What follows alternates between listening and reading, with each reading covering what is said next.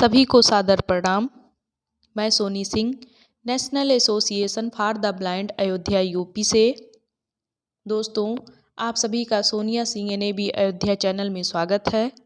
आज इस वीडियो में हम थर्ड सेमेस्टर का first paper education in emerging India society paper अर्थात उभरते भारतीय समाज में शिक्षा, इस पेपर का हम अध्ययन करने वाले हैं, जो कि HIVI का कॉमन पेपर है। इस पेपर में हमने यूनिट 2 के अंतर्गत सब यूनिट 2.5 तक अध्ययन कर लिया है। आज हम यूनिट 3 के अंतर्गत सब यूनिट 3.1 का अध्ययन करेंगे। तो चलिए शुरू करते हैं।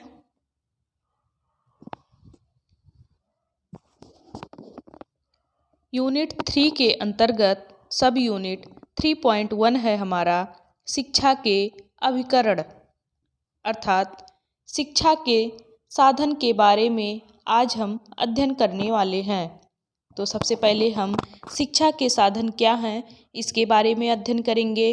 फिर हम औपचारिक शिक्षा क्या होती है, उसका अर्थ क्या है, उसके दोष क्या हैं, इसके बारे में चिंतन करेंगे। शिक्षा के साधन। सर गॉडफ्रे थॉमसन के अनुसार व्यापक अर्थ में संपूर्ण वातावरण व्यक्ति की शिक्षा का साधन है, पर इस वातावरण में कुछ तत्व अधिक महत्वपूर्ण हैं, जैसे घर, विद्यालय, प्रेस, व्यवसाय, सार्वजनिक जीवन, मनोरंजन और कार्य। शिक्षा के साधनों का अर्थ।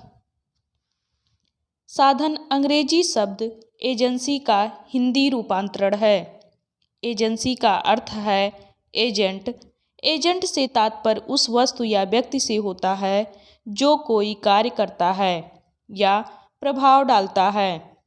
अतः शिक्षा के साधन वे तत्व, साधन, कारण, स्थान व संस्थाएं हैं जो बालक पर शैक्षिक प्रभाव डालते हैं।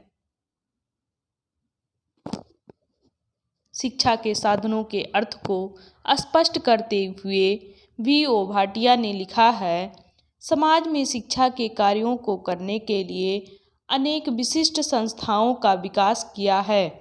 इन्हीं संस्थाओं को शिक्षा का साधन कहा जाता है। शिक्षा के साधनों का वर्गीकरण। शिक्षा के साधनों को साधारणतया निम्नलिखित दो भागों में बांटा गया है।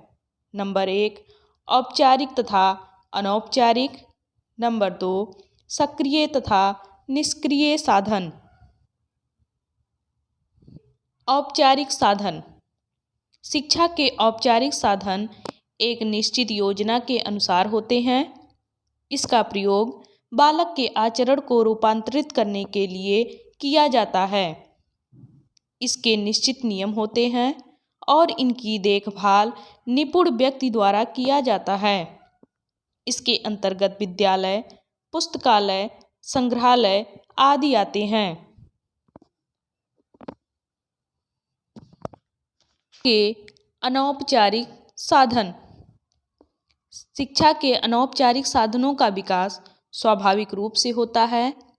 इसकी न तो कोई निश्चित योजना होती है और न ही कोई निश्चित नियम होते हैं। इसके अंतर्गत परिवार, धर्म, समाज, रेडियो, खेल का मैदान, समाचार पत्र व राज्य आदि आते हैं। अब हम औपचारिक शिक्षा का अर्थ जानेंगे। Meaning of formal education. औपचारिक शिक्षा को हम नियमित शिक्षा भी कहते हैं। औपचारिक शिक्षा विचारपूर्ण तथा सुव्यवस्थित ढंग से दी जाने वाली शिक्षा है। इस प्रकार की शिक्षा योजना पहले तैयार कर ली जाती है और इसका पाठ्यक्रम भी निश्चित कर लिया जाता है। औपचारिक शिक्षा पूर्व रूपरेखा के अंतर्गत बालक को निश्चित समय पर प्रदान की जाती है। शिक्षा के इस स्वरूप में पाठ्यक्रम, समय सारणी तथा पुस्तकें अत्यंत महत्वपूर्ण सामग्री समझी जाती हैं। औपचारिक शिक्षा के अंतर्गत शिक्षण का स्थान, समय, उद्देश्य, पाठ्यक्रम आदि पूर्व निश्चित होते हैं। शिक्षक भी प्रशिक्षित होते हैं। औपचारिक शिक्षा के अंतर्गत नियमित परीक्षाओं के आधार पर उनका मूल्यांकन करके ही बालक को प्रमाण पत्र दिया जाता है। औपचारिक शिक्षा ग्रहण करने के लिए निम्नलिखित साधन भी बताए गए हैं, जैसे स्कूल, धार्मिक संस्थाएं, पुस्तकालय, संग्रहालय और कला दीर्घाएं।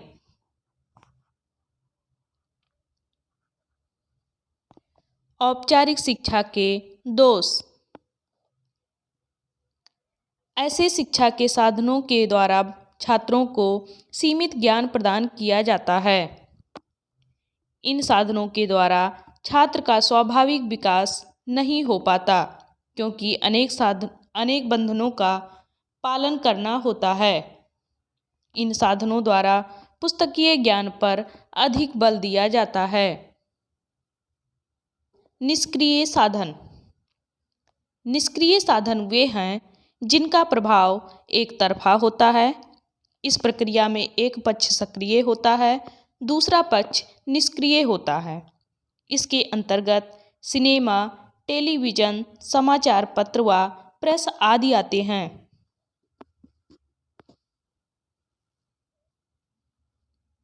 विशेष शिक्षा। विशेष विद्यालय।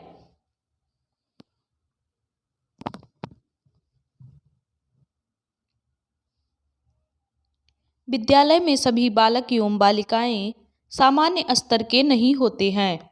उनमें अनेकों विभिन्नताएं पाई जाती हैं, जो इन्हें किसी अन्य बालक से पृथक बनाती हैं। जब किसी शिक्षा व्यवस्था का प्रारूप तैयार किया जाता है, तो वह बहुसंख्यकों को ध्यान में रखकर बनाया जाता है। ऐसी व्यवस्था में उन बालकों को कठिनाई का सामना करना पड़ता है जिनकी विशेष आवश्यकताएं होती हैं, तथा वे अपनी विशेष आवश्यकताओं की पूर्ति सामान्य रूप से तैयार की गई शिक्षा व्यवस्था में नहीं कर सकते।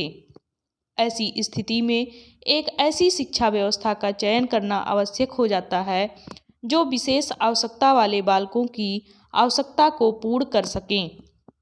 इस कार्य हेतु विशेष विद्यालय एक अच्छा विकल्प है।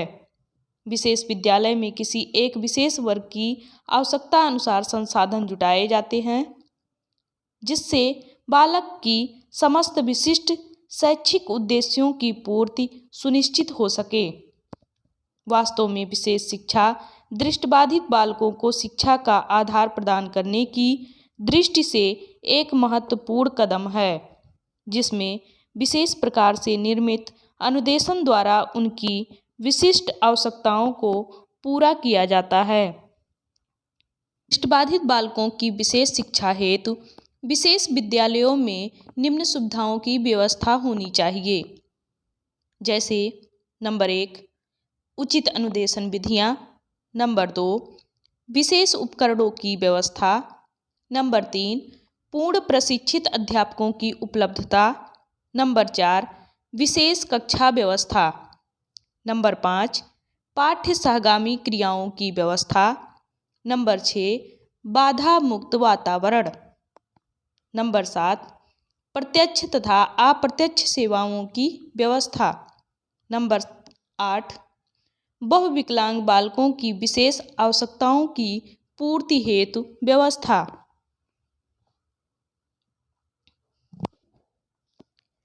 निःशक्त बच्चों को शिक्षित करने के लिए केंद्र सरकार, राज्य सरकार व स्वयंसेवी संस्थाओं द्वारा अनेकों विशेष विद्यालयों की स्थापना की गई है, जहां पर विशेष शिक्षकों की सहायता से विशेष बालक को वातावरण के अनुकूल उचित संसाधनों द्वारा शिक्षा दी जाती है, जिसमें विशेष बालक नियमित समय में स्कूल आता है और अपनी शैक्षिक, सामाजिक एवं मनोरंजनात्मक गतिविधि को सीखकर नियमित समय से घर वापस जाता है।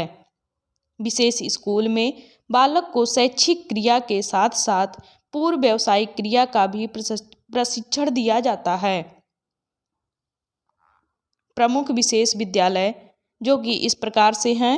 नंबर 1, बचपन विशेष विद्यालय लखनऊ, बनारस, गोरखपुर। नंबर 2, विकलांग समाकलन केंद्र बनारस, आजमगढ़, जौनपुर।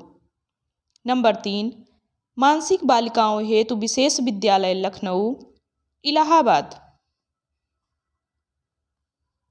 सामान्य विद्यालय अथवा नियमित विद्यालय।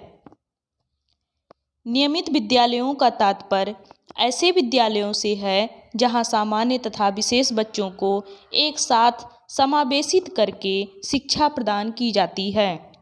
समावेशन का अर्थ है निःशक्त बालकों को नियमित विद्यालय में सम्मिलित करना। निःशक्तों को सम्मिलित करने के लिए IEDC 1992 ने निःशक्त बच्चों के लिए समान अवसरों पर जोर देते हुए कहा कि विशेष विद्यालयों में पढ़ने वाले बच्चे जब कार्यात्मक स्तर पर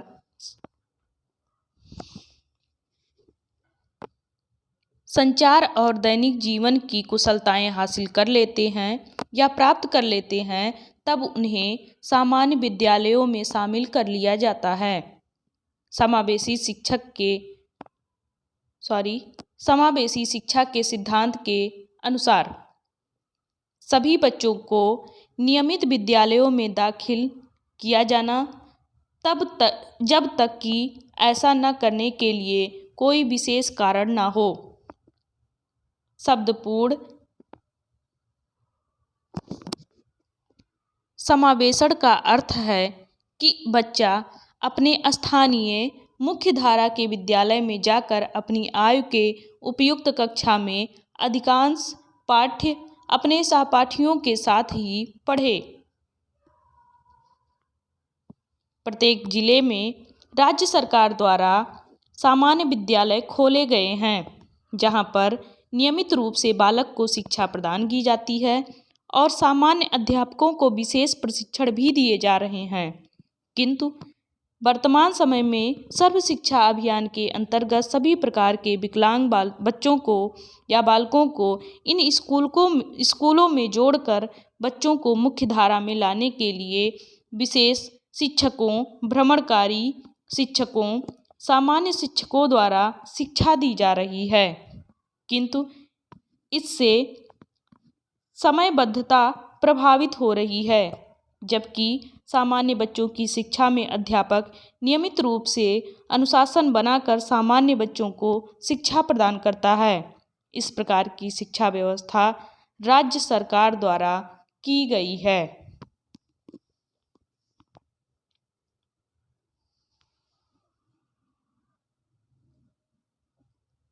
हमारा यह यूनिट 3 के अंतर्गत सब यूनिट 3.1 यहीं पर समाप्त होता है। नेक्स्ट वीडियो में हम सब यूनिट 3.2 पढ़ेंगे। यदि आप सभी को वीडियो अच्छी लग रही हो तो लाइक और सब्सक्राइब करें। साथ ही चैनल सब्सक्राइब करके यदि आप सभी को कोई भी रिकॉर्डिंग में परेशानी हो रही हो, कोई भी समस्या हो, तो आप सब कमेंट बॉक्स में सुझाव दें। बहुत बहुत धन्यवाद। नमस्कार।